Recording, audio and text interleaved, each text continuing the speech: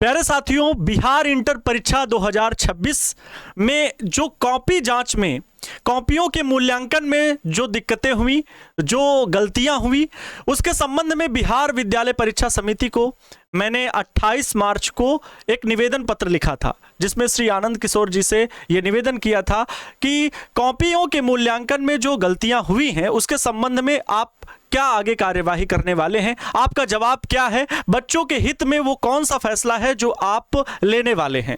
क्योंकि हजारों बच्चों के मूल्यांकन में जब उनकी कॉपियां जांच की गई तो उसमें कमी पाई गई, कहीं ना कहीं गलतियां हुई हैं, कुछ गड़बड़ियां हुई हैं। उनको ध्यान में रखते हुए हमने बच्चों के हित में जवाब लेने के लिए आवाज उठाई और उस आवाज का प्रतिफल ये रहा बच्चों की बिहार बोर्ड विद्यालय परीक्षा समिति ने अपने कुछ निर्देश दिए हैं, जिनको मैं आप सभी के सामने रखने वाला हूं। प्यारे साथियों, मैंने सबसे पहले YouTube पे आकर के आप सभी के लिए आवाज उठाई और उसके संबंध में निवेदन पत्र अकेले वहां पर जारी करने के लिए वहां पर पहुंचे जो अधिकारी थे वहां पर मैंने पहुंच करके उन्हें ज्ञापित किया। उनको बोला कि इस बात को संज्ञान में लेते हुए श्री आनंद किशोर जी तक ये बात पहुंचाई जाए और इसका जो भी जवाब हो वो हम तक पहुंचाया जाए, ताकि हम बच्चों को उनके हित में क्या कार्य है, क्या कदम है जो बिहार विद्यालय परीक्षा समिति उठा रहा है उनको हम समझा सके। क्योंकि बहुत सारे बच्चे उदास है, निराश हैं, इस बात को लेकर के परेशान है कि हमारे ये अंक कम क्यों हैं, अंकों में कटौती क्यों हुई, इसका जवाब हर एक बच्चा मांग रहा है। तो बच्चों, इस संबंध में मैंने जो निवेदन पत्र लिखा था वो क्या था, वो मैं अभी आपको इस वीडियो लेक्चर में दिखाने वाला हूं। साथ ही साथ ये बताने वाला हूं कि बिहार विद्यालय परीक्षा समिति के द्वारा क्या जवाब दिया गया जिससे आप सभी के नंबर बढ़ सकते हैं। साथ ही साथ प्रोटेस्ट करना क्या सही है, क्या गलत है, वो भी आप सभी को बताने वाला हूं। प्यारे बच्चों, जब मैंने 28 मार्च को आप सभी के हित में निवेदन पत्र लिख करके मैंने बिहार विद्यालय परीक्षा समिति को सौंपा, तो मैंने उसमें ये बोला था कि अगर आवश्यकता पड़ी तो मैं सभी बिहार के सम्मानित शिक्षकों को बुला करके भी प्रोटेस्ट करूंगा या उनके साथ में एप्लीकेशन को दूंगा। प्यारे बच्चों, क्योंकि प्रोटेस्ट करने के लिए एक सही स्थान, एक सही समय, ये बहुत होना जरूरी है। और आज अभी का समय क्या चल रहा है कि बच्चों, अगर आज की डेट हम देखें तो आज है 30 मार्च, जिसमें कल 10th वाले बच्चों का रिजल्ट भी आया। तो हर वर्ग को भी ध्यान देना पड़ता है कि 12th के चक्कर में 10th वाले बच्चों के चीजें खराब ना हो, क्योंकि उसमें भी बिहार विद्यालय परीक्षा समिति के प्रमुख अधिकारी व्यस्त थे और बिजी हैं। तो बात जो भी है अभी हम सब आपके सामने रखने वाले हैं। आप सभी ने जो सपोर्ट दिखाया, सबसे ज्यादा बच्चों ने प्यार दिया, तभी हमने वो फैसला लिया कि हम निवेदन पत्र वहां ऑफिस तक जरूर पहुंचाएंगे। तो प्यारे साथियों, आप सभी का स्वागत करते हैं। नमस्तुभ्यम, नमस्कार, अभिनंदन, आभार आप सभी प्यारे बच्चों का, मेरे छोटे भाई बहनों का, जो आप सभी ने हौसला दिखाया, उसी हौसले को बरकरार रखते हुए, क्योंकि आप सभी ने लगभग 3,500 से ज्यादा कमेंट किए थे मेरे वीडियो पे और लगभग 1,25,000 से ज्यादा बच्चों ने देखा। शॉर्ट्स वीडियो भी 2 लाख के 2.5 लाख के ऊपर गया। अन्य जो साइड चैनल होते हैं उसमें 5-5.5 लाख बच्चों ने उन वीडियोस को देखा है। अगर इंस्टाग्राम रील्स की बात करें तो वहां पर 1.5-2 मिलियन बच्चों के व्यूज गए हुए। तो इनसे हम ज्यादा प्रभाव नहीं देखते हैं। हम अपने प्लेटफॉर्म पर, अर्थात टारगेट बोर्ड 12th पर, जो बिहार का सबसे बड़ा प्लेटफॉर्म है, जहां पर आप सभी अपने हर एक विषय पढ़ते हो और जो ये कार्यवाही हो रही है इसके संबंध में जो मैंने वीडियो बनाया था उसका जवाब ढूंढ रहे हो। तो बच्चों, शुरू करेंगे। एक एक चीज मैं आप सभी को दिखाने वाला हूं। आप सभी ने देख ही लिया होगा, सभी के अंक बढ़ेंगे तो कैसे बढ़ सकते हैं, बस ये काम करना होगा, यहां से करना होगा। आवेदन 100% जरूरी है। कैसे है अभी आपको समझाते हैं। सबसे पहले मैं दिखाता हूं आपको जो मैंने ये निवेदन पत्र लिखा था। निवेदन पत्र मैंने क्या लिखा था आप सभी को दिख रहा होगा, अगर स्पष्ट रूप से नहीं दिख रहा है तो मैं पढ़ के बता देता हूं। यह मैंने लिखा था बिहार विद्यालय परीक्षा समिति बिहार बोर्ड के अध्यक्ष श्री आनंद किशोर जी के लिए। मैंने लिखा, सेवा में अध्यक्ष महोदय बिहार विद्यालय परीक्षा समिति। आपने शॉर्ट्स वीडियो में भी देखा होगा कि मैंने किस प्रकार से निवेदन पत्र लिखा सबसे पहले, और मैंने वहां पर दाखिल भी कर दिया था। ध्यान से सुनेंगे। बिहार विद्यालय परीक्षा समिति पटना बिहार, अध्यक्ष महोदय। विषय क्या है कि बिहार इंटरमीडिएट परीक्षा 2026 के परीक्षा परिणाम में हुई त्रुटियों एवं कॉपियों के मूल्यांकन में गड़बड़ी के संबंध में शिकायत हेतु ये मेरा विषय है। महाशय, मैंने लिखा है कि सप्रेम निवेदन है कि हम टारगेट बोर्ड के माध्यम से, मैंने बच्चों इसलिए यहां पर ऐसा लिखा क्योंकि अभी हम चाहते थे कि हम अपने माध्यम से देखें अभी बिहार बोर्ड का जवाब क्या आता है, क्योंकि यह आवाज हमारी थी।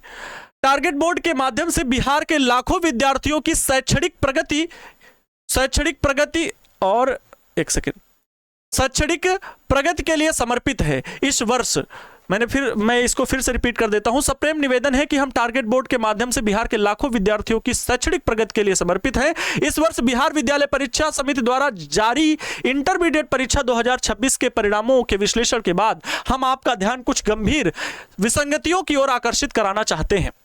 राज्य के विभिन्न जिलों से हजारों छात्रों ने हमसे संपर्क किया है, जिनका आरोप है कि इस वर्ष उत्तर पुस्तिकाओं का मूल्यांकन कॉपी चेकिंग उचित तरीके से नहीं किया गया है। कई मेधावी छात्रों को उनकी अपेक्षा से बहुत कम अंक प्राप्त हुए हैं, जबकि कुछ विषयों में सामूहिक रूप से अंकों की कटौती की गई है। इस गड़बड़ी के कारण छात्र मानसिक तनाव और अपने भविष्य को लेकर असुरक्षा भाव में हैं। अतः टारगेट बोर्ड की ओर से हम आपसे निम्नलिखित मांगे करते हैं। क्या है? सबसे पहले पुनर्मूल्यांकन की सुविधा। जिन छात्रों को अपने अंकों पर संदेह है, उनके लिए पारदर्शी तरीके से स्क्रूटनी और रीचेकिंग की प्रक्रिया फिर से सुनिश्चित की जाए। हम बच्चों एक संवैधानिक तरीके से मांग कर रहे हैं। दूसरा, मूल्यांकन प्रक्रिया की जांच। कॉपियों की जांच में हुई लापरवाही के कारणों का पता लगाने के लिए एक उच्च स्तरीय समिति का गठन किया जाए। अर्थात जो गड़बड़ी हुई है, जो गलतियां हुई हैं, उसके लिए जांच की जाए कि आखिर किन टीचरों ने, किन शिक्षकों ने या किन अधिकारियों की वजह से ये गलतियां हुई हैं, या कॉपी चेकिंग के बाद जो नंबर जब चढ़ाए जाते हैं उसमें मिस्टेक हुई, आखिर किस में मिस्टेक हुई है, इसके लिए आप जांच बिठाइए। इसके साथ मैंने लिखा, एक बहुत बड़ा मैंने विकल्प चुना कि डिजिटल कॉपी का विकल्प। छात्रों को उनकी उत्तर पुस्तिका की स्कैन कॉपी देखने का अधिकार सुलभ कराया जाए, ताकि वे अपनी त्रुटियां या बिहार बोर्ड की गलती को समझ सकें। अब इसमें मैं ये नहीं कह रहा कि ओपनली सबकी कॉपी सब कोई देख ले, उसके लिए प्रॉपर रोल कोड, ओटीपी सब कुछ जाना चाहिए, जिसके माध्यम से वो बच्चा अपनी सिर्फ कॉपी जरूर देख पाए और सहमत हो पाए। ऐसा नहीं मैंने जिक्र किया। कुछ लोगों ने इसका मतलब ये समझा कि इसको ओपनली सभी के सामने कॉपी रख दिया जाए। ऐसा नहीं होता है, ये कहीं नहीं होता। आप ओटीपी के माध्यम से या अपना एक पासवर्ड लॉगिन के माध्यम से हर एक बच्चा अपनी कॉपी स्वयं की देख सके। ठीक है। छात्रों को उनकी उत्तर पुस्तिका की स्कैन कॉपी देखने का अधिकार सुलभ कराया जाए, ताकि वे अपनी त्रुटियों या बोर्ड की गलती को समझ सके। बिहार के भविष्य यानी हमारे विद्यार्थियों के साथ न्याय करना हम सबकी साझा जिम्मेदारी है। हमें पूर्ण विश्वास है कि आप इस मामले की संवेदनशीलता को समझेंगे और छात्रों के हित में शीघ्र उचित निर्णय लेंगे। धन्यवाद। ये बच्चों मैंने एप्लीकेशन 28 मार्च को दिया था। अब इसका जवाब क्या आता है बिहार बोर्ड विद्यालय परीक्षा समिति की ओर से, वो भी मैं आपको बताता हूं। हालांकि मेरे पास जवाब लिखित नहीं आया, जवाब मुझे एक फोन कॉल के माध्यम से आया। जिन अधिकारियों के माध्यम से, जो वहां पर कर्मचारी रहते हैं, जिनके माध्यम से मैंने ये पहुंचाया, उन तक वो जवाब क्या दे रहे हैं आपको दिखाते हैं, समझाते हैं। उन्होंने कहा है कि इसके दो विकल्प हैं। बिहार बोर्ड का जवाब है कि स्क्रूटनी का फॉर्म फिल किया जाए बच्चों के द्वारा और कंपार्टमेंटल एग्जाम दिए जाए। हमने कहा यह तो पहले भी होता था। उन्होंने कहा इस गलती को हम सुधारने के लिए इन दो माध्यमों से हम बच्चों की जो भी प्रतिक्रिया है उसको हम स्वीकार करेंगे और जो हमसे गलतियां हुई हैं उनके माध्यम से बच्चों के अंक बढ़ाएंगे। लेकिन हमने जब इस पर प्रश्न उठाया कि ये तो पहले से भी प्रक्रिया चल रही है, तो इस बार जो गड़बड़ी हुई है इतनी ज्यादा, उसका क्या? कहें हम इस गलती को स्वीकारते हैं, इसके लिए हम बच्चों से क्षमा भी मांगते हैं, लेकिन अब इसमें हम 13 लाख कॉपियों की रीचेकिंग कराने का प्रयास करना बहुत बड़ी गलती होगी, क्योंकि 13 लाख कॉपियों की जांच फिर से पुनर्मूल्यांकन की सुविधा कराना एक अलग रिजल्ट को बना देगा, जिसमें ऐसी बिहार बोर्ड का मानना है कि हमारे पक्ष से इतनी गलतियां नहीं हुई हैं। अगर कुछ अंक चढ़ाने में भी गलतियां हुई हैं तो उनको हम जरूर स्वीकार करेंगे और बच्चों के हित में फैसला लेंगे। बच्चों के मार्क्स जो कम हुए हैं वो जरूर बढ़ाए जाएंगे। स्क्रूटनी के लिए आप बच्चों 1 से 3 सब्जेक्ट के लिए फॉर्म फिल कर सकते हो, 6 सब्जेक्ट के लिए भी फिल कर सकते हो, 5 सब्जेक्ट के लिए भी, लेकिन उसके लिए कुछ शुल्क निर्धारित है। उसका लिंक आप सभी को वीडियो में मैं अभी लिंक आपको पिन कर दे रहा हूं, जहां पर जाकर के आप स्क्रूटनी का फॉर्म फिल कर सकते हो। कंपार्टमेंटल एग्जाम के लिए आपको अपने स्कूल जाना होगा, आपको अपने विद्यालय जाना होगा, जिस विद्यालय में आप पढ़ रहे थे, ठीक है, वहां पर जाकर के आप दिशा निर्देश ले सकते हैं कि सर हम इस विषय का कंपार्टमेंटल एग्जाम देना चाहते हैं, इस विषय में हम फेल हैं या इस विषय में कम अंक हैं, तो हमें जो है इसका दोबारा एग्जाम देना है। तो वो आपको सही डिसीजन, सही निर्णय देंगे, क्योंकि वो जो कंपार्टमेंटल एग्जाम है वो आपके विद्यालय से ही होगा। ठीक है, वो आपको बताएंगे। लेकिन एक इसमें दिशा निर्देश जो अभी मैं आपको दिखाने वाला हूं, जो नोटिस दी गई है बिहार बोर्ड स्क्रूटनी फॉर्म के लिए और कंपार्टमेंटल एग्जाम के लिए, वो भी मैं आपको दिखाता हूं। ठीक है। अच्छा, अब आपको क्या लगता है कि अगर हम कहें कि सर ऐसे तो तरीका है, ऐसे नहीं होगा, 1000-2000 बच्चों की अगर कॉपियों में गलती हुई है तो उसके लिए इस माध्यम को हम एक बार बिहार बोर्ड के समक्ष रख सकते हैं, और इस माध्यम से अगर वो गलती स्वीकारता है तो हम क्यों ना इस माध्यम के सहारे ही बच्चों के हित में फैसला लें। हम आगे बात करते हैं, एक एक बात पर चर्चा करेंगे।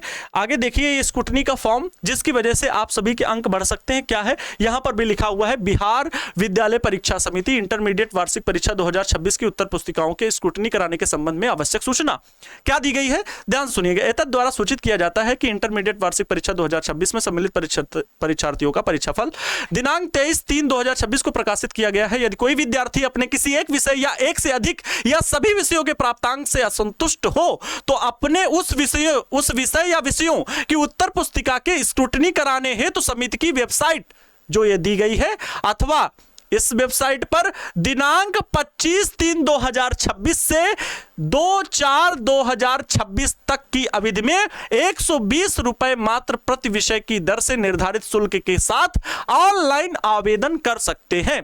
अगर आपकी कॉपी में त्रुटि है तो आप सभी विषय में, अगर आपको लगता है कि मेरे सभी विषय में गलतियां हुई हैं तो उसके लिए आप स्क्रूटनी करके कॉपी चैलेंज कर सकते हो।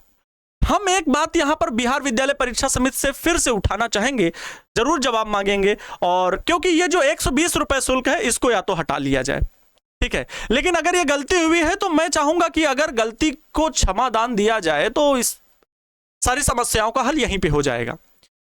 120 रुपए है, मुझे लगता है कुछ बच्चों के किसी एक दो विषय में है, और अगर किसी बच्चे को लगता है कि हमारे सभी विषयों में है तो कॉपी जांच के साथ साथ वो इस बात को समझे कि हो सकता है कि कहीं उसकी कॉपी में कोई मिस्टेक तो नहीं हुई है।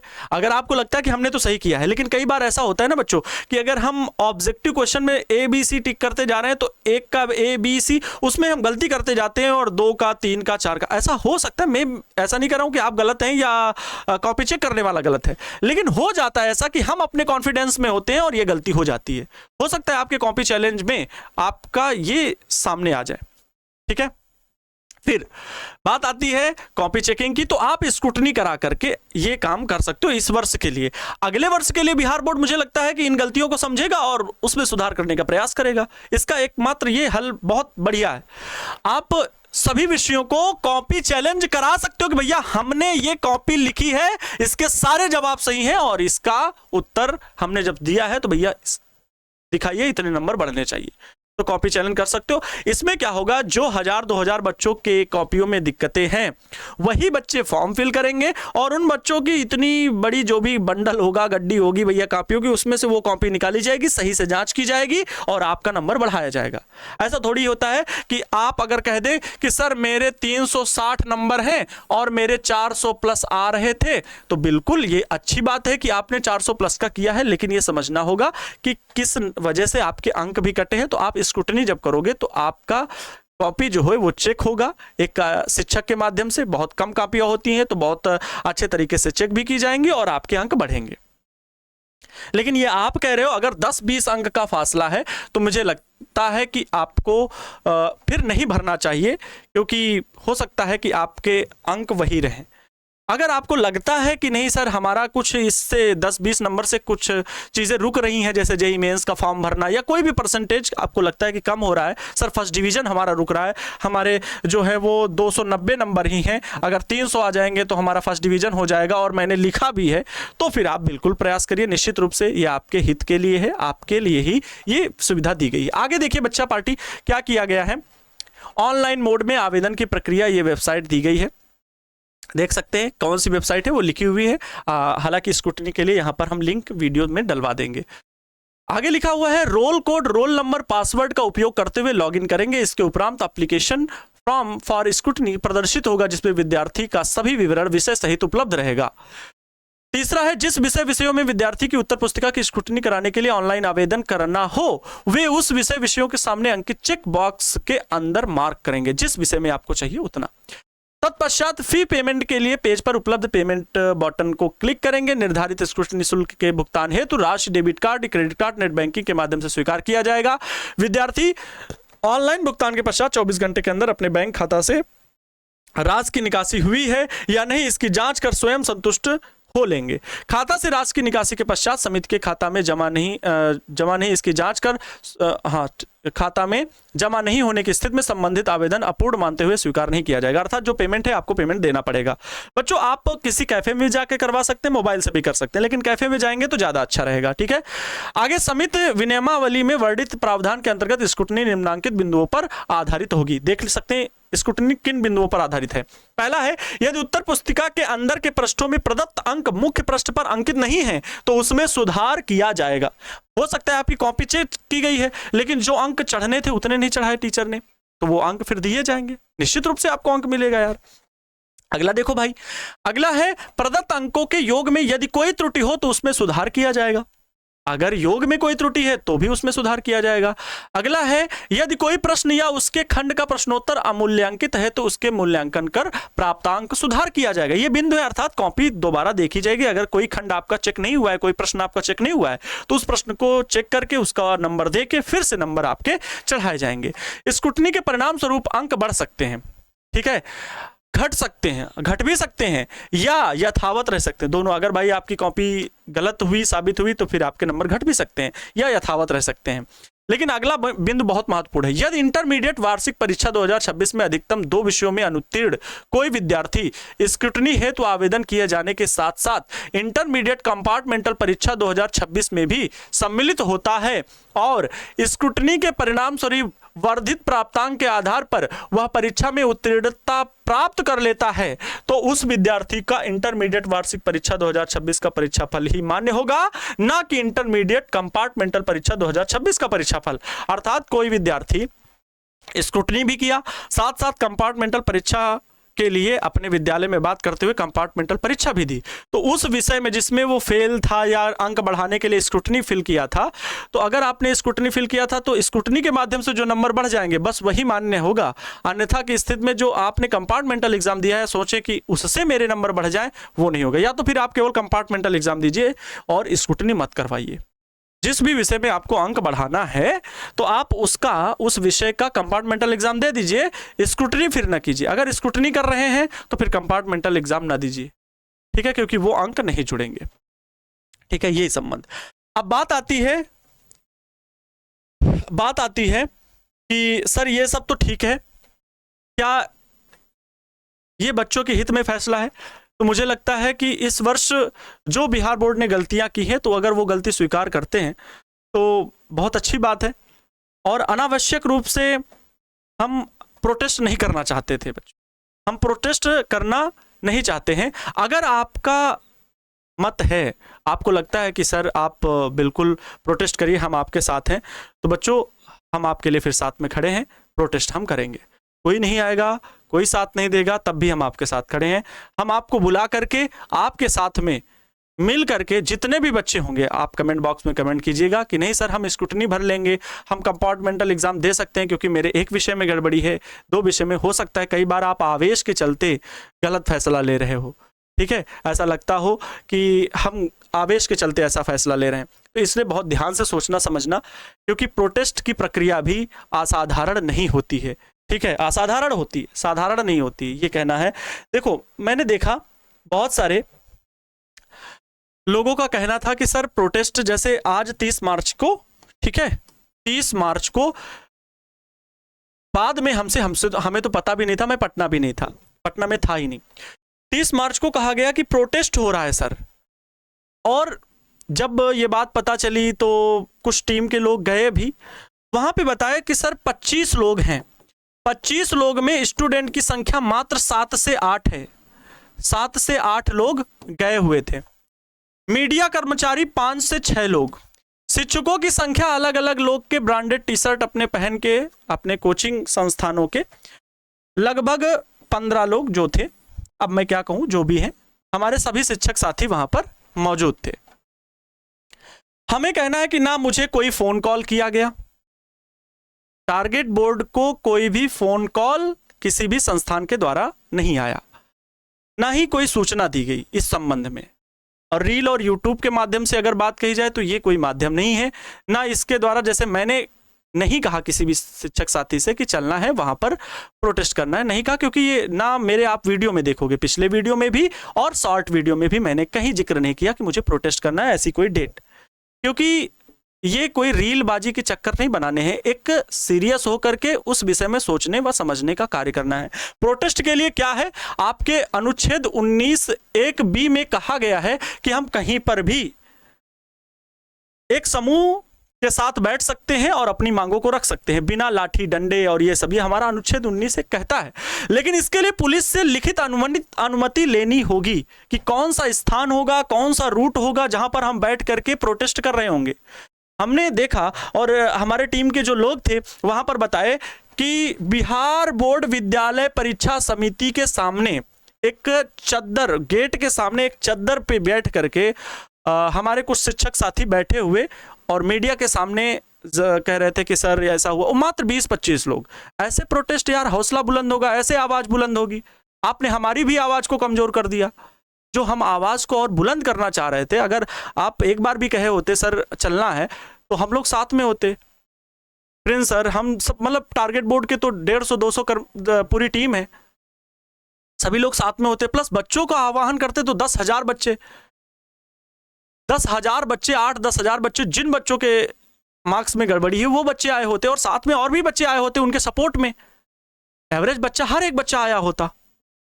लेकिन सिर्फ ये कि आनंद सर ने टारगेट बोर्ड की तरफ से एक शॉर्ट वीडियो बनाया है जिसमें उन्होंने एप्लीकेशन देते हुए दिखाया गया। अब टारगेट बोर्ड ही क्या सिर्फ वहां पर, अरे हम ये नहीं कह रहे हैं, हम वहां पर मौजूद थे, टॉप 10th का टॉपर वेरिफिकेशन चल रहा था, हमारे पास 2-4 बच्चे आए, साथ में हमारे पास हजारों एप्लीकेशन आए, हजारों बच्चों की कॉल आई हमारी कॉलिंग टीम में। तब हमने ये फैसला लिया कि पहले हम ही ये आवेदन देकर के अनुमति लेते हैं, देखते हैं निवेदन पत्र में क्या फैसला आता है। अगर वो जवाब सही लगेगा तो हम बच्चों से पूछेंगे, उसके बाद प्रोटेस्ट करने का फैसला लेंगे। अपने मन से 30 मार्च को आइए, इकट्ठा होइए, इकट्ठा हो रहे 15-20 लोग, तो आवाज कैसे बुलंद होगी भाई? ये आवेश में आकर के आप ना मत सोचिए, ना हमें सोचने की जरूरत है। आवाज को बुलंद करने के लिए वहां हमें रील नहीं बनानी थी, रील बना करके गेट के सामने नहीं खड़े होना था, ठीक है? रील नहीं अपलोड करनी थी। सही तरीका होता है। क्या तरीका है, ध्यान से सुन लिए। स्थान क्या रहेगा, कोई भी लिखित अनुमति का चार्ट पेपर दिखा दे कि सर पुलिस से ये अनुमति थी, हम वहां पर बच्चों को लाठी डंडे खिलाने के लिए ले जाएंगे। अभी एसएससी की कार्यवाही में क्या हुआ, इतनी बड़ी संख्या में एसएससी के बच्चे बैठे हुए, उनके ऊपर पुलिस लाठी डंडे दौड़ा दे रही है। सरकार के सामने फैसला रखने के लिए, अपनी बातों को रखने के लिए भी एक सही तरीका होता है। ना कोई स्थान तय करेगा, आप रोड पे जाम लगाओगे, अन्य लोगों की जो डेली की दिनचर्या है वहां से आने जाने की, उसको मार्ग रोकेंगे। बताइए क्या ये सुलभ तरीका है? दूसरा, कानूनी सलाहकार, कोई कानूनी सलाहकार आपके साथ में था? नहीं। धारा 144 ना लगी हो। देश का अभी क्या माहौल चल रहा है आप देख रहे हो, क्या तीसरे विश्व युद्ध के स्तर पर पूर्वी मध्य में एकदम हालात खराब हैं। तो हमें हर समय के लिए, स्थिति के लिए तैयार रहना है। केवल हमें लगता है बच्चों के हित की आवाज उठाना हमारा भी कर्तव्य है। हम भी बच्चे के साथ दिन रात मेहनत करते, दिन रात। हमने भी 12-12 घंटे की क्लासेस ली हैं, हमने भी पढ़ाया, 6-6 घंटे की क्लासेस अनगिनत ली हैं, पढ़ाने के लिए दिन रात एक कर दिए हैं, और आप भी दिन रात एक किए हैं। सभी मेहनत करते हैं, लेकिन इस चीज को जो आवाज और बुलंद करनी थी, वहां पर मैंने ये बस इस दिक्कत हुई कि हमारे कॉलिंग टीम में बहुत सारे कॉल आने लगे कि सर आप यहाँ पर क्यों नहीं आए, हम पटना में थे ही नहीं। पहली बात, ना तो हमें कोई सूचना थी कि आप प्रोटेस्ट कर रहे हो। प्रोटेस्ट करने के लिए कुछ बिंदुओं पर ध्यान देना आवश्यक होता है, अनावश्यक रूप से हम प्रोटेस्ट नहीं कर सकते, ठीक है? जिसके लिए एक सही तरीका, सही प्रश्न पत्र अपने लिख करके तैयार करने होते हैं, और सबकी सलाह से ये काम किया जाता है। ना मेरे पास कोई फोन कॉल्स थी ना कुछ, ठीक है बच्चों? इसके लिए मैं माफ़ी चाहूँगा कि ये 20-25 लोगों की समिति थी, जो कि बहुत अच्छा प्रयास था। मेरे तरफ से सभी को बहुत बहुत धन्यवाद कि बच्चों के हित के लिए आवाज़ उठाई। मैं नहीं पहुंच पाया, वो मैंने कारण दिए, क्योंकि मुझे प्रोटेस्ट करने के लिए ये सारी चीज़ें तैयार करनी थी, तब मैं प्रोटेस्ट करता और सभी शिक्षकों को साथ मिला करके प्रोटेस्ट करता। ऐसा नहीं था कि मैं फ़ोन कॉल ना करता, रील्स और यूट्यूब के माध्यम से मैसेज भेजना ये तो सभी कोई देखता है। जब अभी परीक्षा पैटर्न में बदलाव हुआ था, उसमें भी मैंने बिहार विद्यालय परीक्षा समिति के अंदर जा करके एप्लीकेशन दिया, और उसका जवाब फिर मैंने यहाँ पर डाला भी, बताया भी। उसके बाद लोग वहाँ पहुँचने लगे, गेट के सामने वीडियो बनाने लगे, यहाँ पर कह सकते हैं टारगेट बोर्ड की चीज़ों का विरोध भी किया गया कि अकेले क्यों चले गए, हमें ले जाना चाहिए था। तो मुझे लगता है जब ज़रूरत पड़ेगी तो ज़रूर सब साथ में होंगे। अगर कोई चीज़ संज्ञान में लाने के लिए हम नज़दीक हैं, जा करके एप्लीकेशन दे सकते हैं तो दे दिए, उसमें क्या है।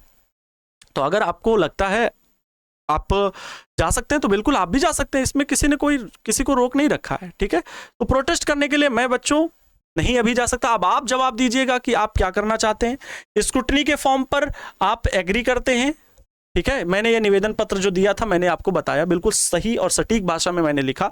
उसके बाद बच्चों मैंने यहाँ पर जो जवाब आया वो भी बताया, और यहाँ तक कि मैंने प्रेशर भी दिया कि ये तो पहले भी थे, तब भी फ़ोन कॉल में बस यही कहा गया कि हम इसके लिए क्षमा चाहते हैं, लेकिन यही अभी तरीका है, इसके अलावा दूसरा तरीका नहीं हो सकता है।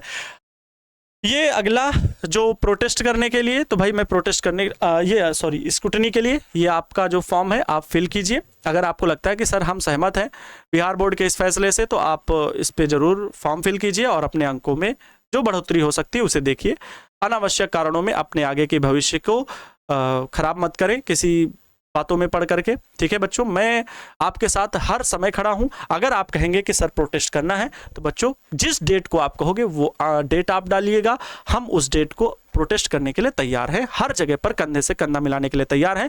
लेकिन हमारे साथ लाखों बच्चों का विश्वास और भरोसा है, हम अपने मर्जी के मालिक के अनुसार में कहीं पर भी नहीं जा आ सकते। हम आपसे जवाब जरूर लेंगे, हम आपसे फैसला जरूर लेंगे, हम आपके द्वारा ही डेट को चिन्हित करवाएंगे कि किस डेट को होना चाहिए। आप में से कोई भी एक बच्चा बता दे कि जब भी कभी चाहे बैच लॉन्च करना हो, चाहे जिस दिन मैराथन क्लास लेनी हो, अखंड क्लास लेनी हो, या कोई भी चीज़ नई स्पेशल कुछ चीज़ करनी होती है तो आपसे जवाब मांगा जाता है या नहीं। जब भी कुछ भी होता है तो आपसे व्हाट्सएप में जवाब मांगा जाता है कि कौन सी डेट को होना चाहिए। जिस डेट पे आप ज़्यादा क्लिक करते हो हमारा पूरा टारगेट बोर्ड का परिवार उस दिन को ही चिन्हित करता है। तो प्यारे साथियों, ये कैसे हो सकता है कि टारगेट बोर्ड का परिवार बिना आपसे कोई चीज़ पूछे या बिना चीज़ आपको बताए प्रोटेस्ट के लिए कहीं पर चला जाए? क्योंकि टारगेट बोर्ड एक भरोसा है, एक विश्वास है लाखों बच्चों का, और बिहार बोर्ड विद्यालय परीक्षा समिति का भी एक अभिन्न अंग है जो सरकार के साथ सरकार के कार्यों में यहाँ शिक्षा संस्थान चला करके लाखों बच्चों तक घर तक शिक्षा पहुंचाने का काम करता है। तो बच्चों ये टारगेट बोर्ड का परिवार आपके साथ हमेशा खड़ा है। आपके साथ गलत हुआ है इसके लिए मैंने आवाज़ उठाई है, और उस आवाज़ को बुलंद करने के लिए मैंने निवेदन पत्र भी दिया, जिसका जो जवाब आया वो आपके सामने है। एंड ऑफ द रिजल्ट यही आपका जो निकला है कंक्लूजन, वो मैं आपके सामने रख रहा हूँ। अब आप आगे क्या कहते हैं जरूर कमेंट बॉक्स में कमेंट करके बताइएगा। निश्चित रूप से हम आपके साथ खड़े हैं। ये कोई भी यहाँ पर रीलबाजी नहीं हो रही है, ये आपके हित में जवाब उठाने का प्रयास है। तो बच्चों जो भी आप कहेंगे कमेंट बॉक्स में कमेंट करके बताइएगा कि हाँ सर हम सहमत हैं, तो ठीक है। अगर आप कहते हैं सर प्रोटेस्ट के लिए दिन निश्चित कीजिए, हम आने के लिए तैयार हैं, तो जो संख्या ज़्यादा होगी वो हम देखेंगे, और फिर आपसे हम व्हाट्सएप पे भी जवाब मांगेंगे कि प्रोटेस्ट करना सही है या गलत, और फिर आपसे हम डेट मांगेंगे, ठीक है। उसमें सही और गलत में भी आप जवाब दीजिएगा, ठीक है। तो जैसा भी हो पहले कमेंट बॉक्स में कमेंट कीजिए, और जो स्क्रूटनी का फॉर्म फिल करने का लिंक है वो भी मैं कमेंट बॉक्स पे डलवा देता हूं। आप सभी लोग मस्त रहें बच्चों। मानते हैं कि गलत हुआ है, और इस निराशाजनक स्थिति में हम आपके साथ हैं, हम आपके हौसले को बनाए रखने के लिए बिल्कुल साथ हैं। बस आप कमेंट करके ज़रूर बताइएगा कि क्या होना चाहिए। Wish you all the best प्यारे बच्चों। हम हमेशा यही कहते हैं, तू हंस, तू मुस्कुरा, तू रोना कम कर दे, तू जिंदा है, तू जिंदगी की नाक पे दम कर दे। और ये अभी दौर है, ये ज़िंदगी की परीक्षा नहीं है, ये एक परीक्षा 10th और 12th की परीक्षा, आप हारे नहीं हैं, कोई हरा नहीं सकता, ठीक है। 10th और 12th की आपकी वो परीक्षाएं नहीं है, एकेडमिक परीक्षाएं, इनसे इतना निराश होने की ज़रूरत नहीं है। आपने 12th फेल मनोज कुमार शर्मा को सुना होगा, जो हमारे देश के IPS हैं। ऐसे ही हज़ारों विद्यार्थी, हज़ारों महापुरुष जिन्होंने अपने जीवन में बहुत कुछ हासिल किया है, फेल या कम अंक होने के बावजूद भी एक अच्छी जगह पर काम किया है। क्योंकि कहते हैं जब रख हौसला वो मंजर भी आएगा, प्यासे के पास चलकर समंदर भी आएगा, थक कर न बैठो मंजिल के मुसाफिर, मंजिल भी मिलेगी और मंजिल के मिलने का मज़ा भी आएगा। तो बस अब आप अपने राह पे निकल चुके हो। मैं हमेशा कहा करता हूँ, राहें जहाँ तक जाती हैं राहगीर वहाँ तक जाएगा। तुम दरिया से क्या पूछ रहे हो, नीर कहाँ तक जाएगा। अरे खेस धनु की डोर निशाना साधो अपनी मंजिल पर, बाकी बाद में देखेंगे कि तीर कहाँ तक जाएगा। जो परिणाम आया है, कुछ बच्चे संतुष्ट हुए, कुछ असंतुष्ट हुए। जो असंतुष्ट हुए हैं, मैं कहता हूं बस आप अपने उस दर्द को अपने सीने में पाल लो। एक दिन देखना ये लोहा जो तपेगा ना, आपका शरीर एक लोहा है, जितना तपेगा उतना निखरेगा। मैं कहता हूं इतना चमक होगी आपको, जवाब देना है अपने सफलतम भविष्य से, ना कि अभी इस एकेडमिक परीक्षा से। अपने आसपास पड़ोस को जवाब देना है अपने सफलतम भविष्य से। तो इसलिए निश्चित कर लो कि हमें करना क्या है, ठीक है। ये बहुत छोटी परीक्षा है। जितना आपको पीड़ा मिल रही है ना, इसको पालना सीख लो, इस दर्द को पालना सीख लो, और इस दर्द के सहारे आप एक निर्णय ले लो कि हम भविष्य में ऐसा कुछ करेंगे, जहां तक टॉपर नहीं पहुंच पाते वहां पर हम पहुंच के दिखाएंगे। देखना आपकी जिंदगी में एक अलग बदलाव आना शुरू हो जाएगा। और दिन रात यही सोचो कि हम बहुत बेहतर कर रहे हैं, बहुत अच्छा कर रहे हैं, और खुश रहना शुरू कर दो। देखना आपके जीवन में वो बदलाव होगा, आपके मेहनत करने में वो लगन आ जाएगी, वो आपकी दिलचस्पी आ जाएगी कि आपको लगेगा बस अब मेहनत करना है और कुछ नहीं, अब जीवन में कुछ हासिल करना है, इसके अलावा कुछ भी विकल्प नहीं। तो आपके सामने वो चाहे गवर्नमेंट जॉब हो, चाहे प्राइवेट जॉब हो, या जो भी आपका जीवन में सपना बनने का हो, वो आपके पास होगा। लेकिन बस यही कहना है, इस दर्द को पालना सीख लो। Thank you so much. जय हिंद, वंदे मातरम।